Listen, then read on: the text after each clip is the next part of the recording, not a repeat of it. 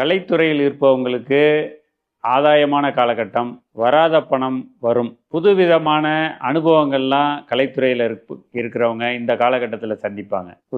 உத்தியோகத்தில் இருக்கவங்களுக்கு நல்ல முன்னேற்றமான காலகட்டம்.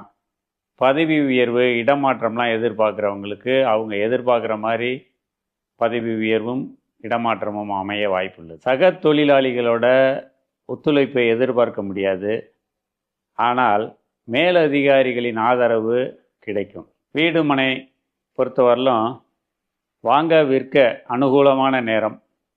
சிலர் புதிய வீடு மனை வாங்கும் வாய்ப்புகளும் உள்ளது. அரசாங்க சம்பந்தமான பிரச்சனைகளை சந்திக்க வேண்டிய சூழ்நிலை ஏற்படும். கவனம் தேவை.